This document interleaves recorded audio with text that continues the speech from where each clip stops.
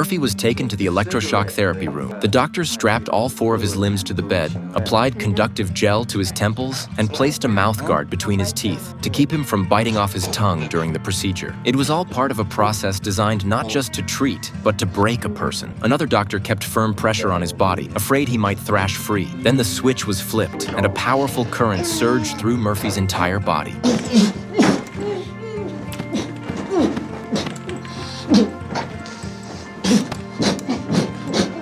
When he emerged from the treatment room, the wildness and rebellious spirit that once defined him were gone. In their place was a hollow shell of a man, moving aimlessly through the asylum. He walked past fellow patients without so much as a glance, but when he looked at Chief, his right eye blinked. How about it, you creeps, you lunatics, mental defectives? Let's hear it for Bogle! Even in front of the head nurse he loathed, Murphy put on a cheerful face. He casually grabbed a chair and sat with the others, telling her he'd be as obedient as a puppy. The nurse took it as a sign that her authority had finally crushed him, but Murphy was only pretending. He decided to make a break for it once the head nurse left for the night. But before that, he wanted to throw a little surprise for everyone. He invited his girlfriend to the ward to liven things up. And just before the asylum's chaos kicked off, Murphy went to see Chief again. He asked if he'd come with him. Murphy knew that with Chief's size and strength, escape was more than possible. But Chief still refused, because he didn't want to be used. That's why he had faked being deaf and mute in the first place, hiding away in the asylum. Sometimes the silence in the asylum was so deep it was frightening. But that silence, was it not just another form of cowardice? When we lose the courage in our hearts, no matter how grand our dreams may be, they'll remain nothing more than impossible fantasies. Later that evening, Murphy's girlfriend arrived. They climbed up to a window and bribed the night staff with 2 bottles of liquor. Then Murphy went to the nurse's station and turned on the record player. The loud music startled the sleeping patients awake, and one by one, they came to see what was happening. The asylum erupted into a celebration. That night, they reveled in rare, unfiltered freedom. Even after the party ended, smiles lit up their faces. But not everyone was at peace. Billy paced nervously back and forth, clearly burdened by something heavy on his mind.